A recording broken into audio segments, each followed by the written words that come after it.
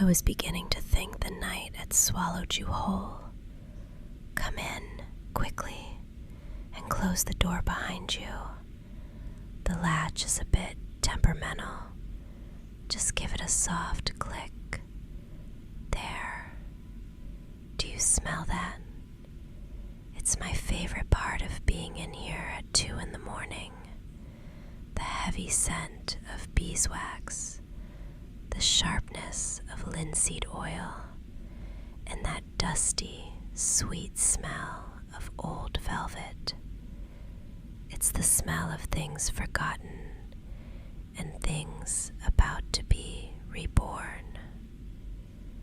If you're enjoying our little midnight meeting, please do take a second to like this video, subscribe to our little world here, and leave a comment below. It really helps me spend more of these quiet hours with you. I'm so sorry for that frantic text I sent you. I know it's late, and I can see the exhaustion in your eyes. You look so tired, but I'm so grateful you came. I just couldn't leave her alone tonight. My latest patient is far too delicate to be left unattended while the oil is still setting in her joints. Here, come closer. Pull that wooden stool up right next to mine. Don't worry about the noise. The floorboards only creak if you step on the knots. Sit down. There we go. Look around. The workshop is a bit different at night, isn't it? The shadows of the rocking horses on the high shelves look like they're waiting for a rider, and all those porcelain faces, they seem more awake now than they do during the day, tucked away in their corners. But don't mind them, they're just watching. We have the only light that matters right here under this single desk lamp. Everything else is just the rhythmic, distant ticking of 100 different mechanical hearts. Can you hear them? All my antique clocks, each one beating at its own pace, keeping us company in the dark. But this is what I really wanted you to see. She's special, a rare mechanical doll, an automaton from a time when people still believed in magic hidden inside gears. I haven't seen one in this condition in years. She's the reason I couldn't sleep, and honestly, she's the reason I wanted you here. I didn't want to be the only one to witness her coming back to life. Stay close to me, okay? I need your steady hands and maybe just your company. It gets so quiet in here when I'm alone. Look at her face. That's bisque porcelain, fired in a French kiln nearly 150 years ago. See how the light from the lamp catches the curve of her cheek. It's almost translucent, like real skin, but so much colder to the touch. And her dress, it's original silk, hand-stitched. If you lean in, you can still catch that scent. It's like dried roses and old paper, the smell of a century tucked away in a trunk. I've been working on her internal movements for hours. She's an automaton, a little piece of mechanical theater. Inside her chest, behind this silk bodice, is a heart made of brass and steel. I have to be so incredibly careful. One slip of these tweezers, and a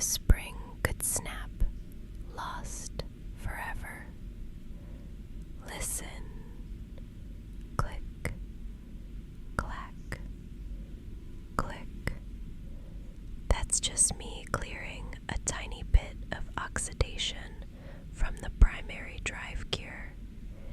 It's a slow, patient dance. You have to treat her like she's alive, or she'll never wake up for you. Here, I want you to feel something. Don't be afraid. She won't break if you're gentle. Reach out your hand. Yes, right there. Let me guide you. I'm going to place your fingers right against the base of her neck, where the main winding stem meets the frame. Do you feel my hand over yours? Your skin is so warm compared to the metal. Now, stay very still.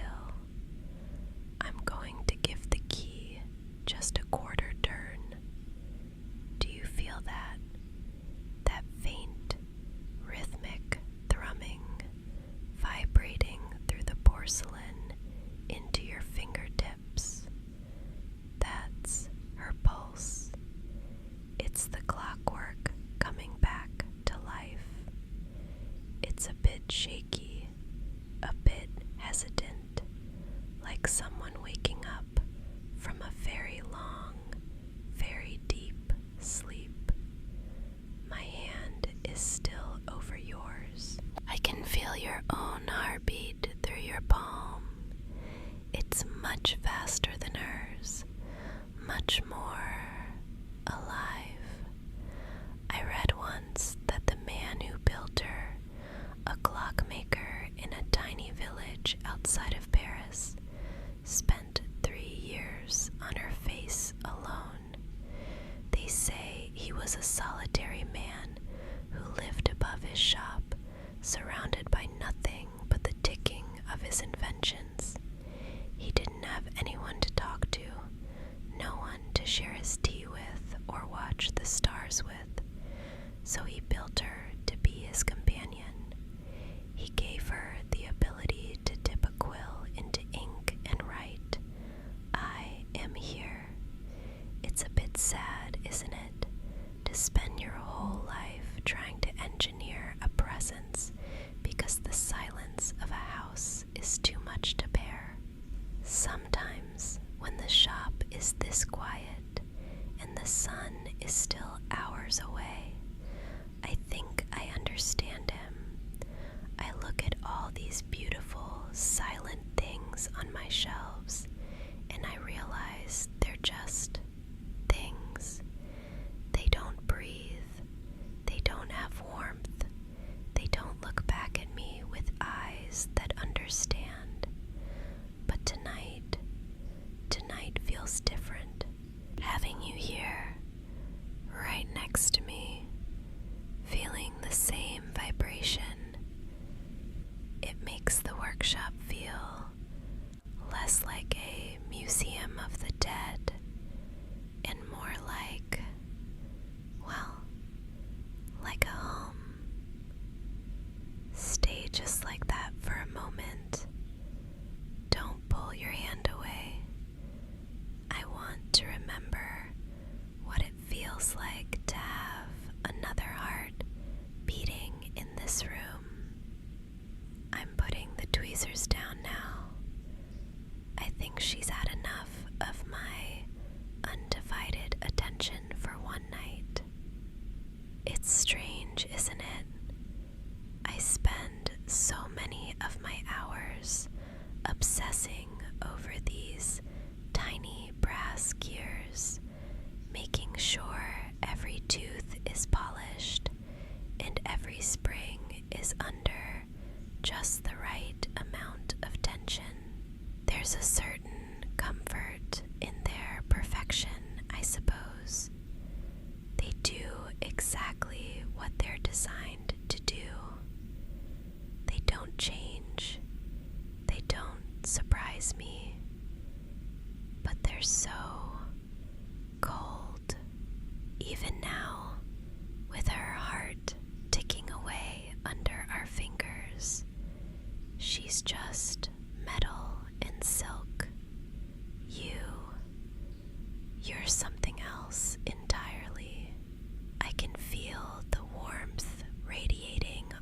skin, even in this drafty old workshop.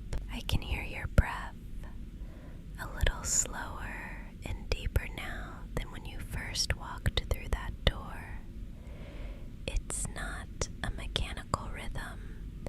It's soft, slightly uneven, and so perfectly human.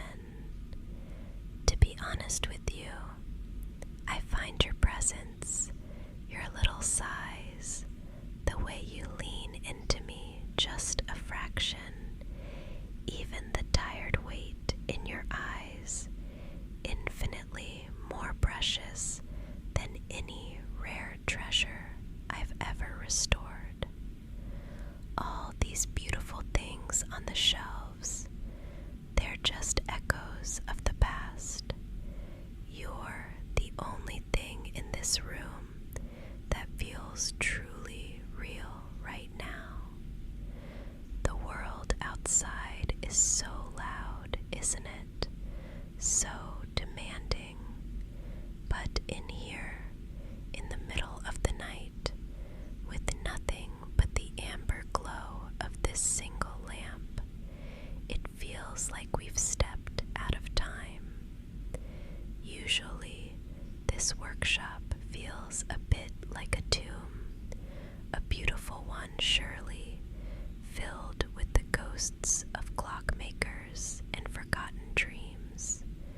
But tonight, because you're here, sharing these quiet hours with me, it feels like a sanctuary. I don't feel the weight of the centuries anymore. I just feel peace. Look at me, just for a moment.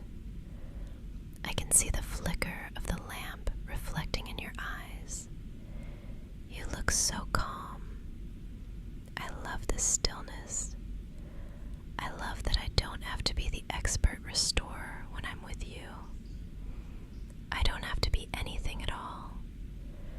We're just two souls awake in a sleeping world.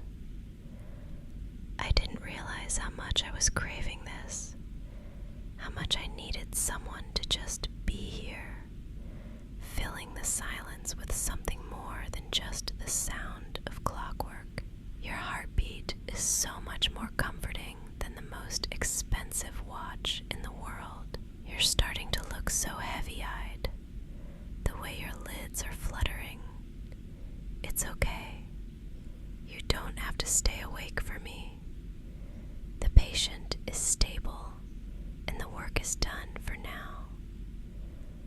Let's just stay in this little bubble of light for a while longer, before the sun tries to take it away from us. I'm just going to set these tweezers down now, one by one, back into their velvet-lined tray, there in the oil, tightening the cap so the scent of linseed and beeswax lingers just a little longer. It's a slow, rhythmic clearing of the space, isn't it? Each tool finding its home, signaling that our work for the night is truly finished. The workbench is clean, the doll is at rest, and now it's your turn to let go of everything else. You don't have to hold yourself up anymore. Just lean back. There's a soft cushion right there. Or if you'd like, you can just rest your head right here on my shoulder. I don't mind. In fact, I'd prefer it. Your breathing is so heavy now, so deep. I can feel the tension finally leaving your frame, melting away like wax under a flame. I want you to know, as you sit here in this quiet, locked sanctuary, that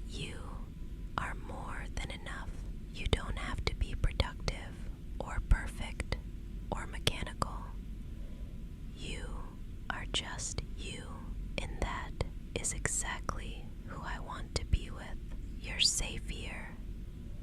No one can reach us in this little pocket of time.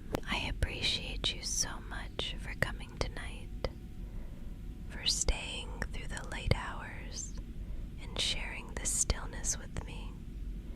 It's a rare gift to find someone who understands the beauty of the quiet. Listen, the gears have finally settled. The ticking has faded into a soft, distant hum, and the night outside is perfectly still. Even the clocks seem to be holding their breath for you. Just relax. Let your eyelids close. They feel so heavy, don't they? Like velvet curtains falling at the end of a long play. You've done so well today. Now it's time for the world to wait. I'm right here. I'm not going anywhere. I'll be right here when the morning light finally finds its way through the shutters. But for now, there is only the dark and the warmth of us being together. You know, if you happen to wake up a little later and you're feeling a bit more adventurous, I might have a few other delicate things I've been wanting to show you. Things a bit too intense for a quiet night of restoration. If you're curious about what else happens in this workshop after the lamps go out, you can find the rest of our story over on my Patreon. Just check the link in the description for it. But for now, just drift away.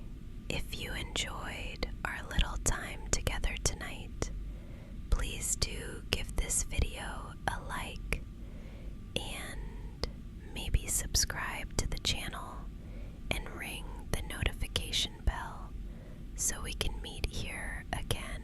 It really helps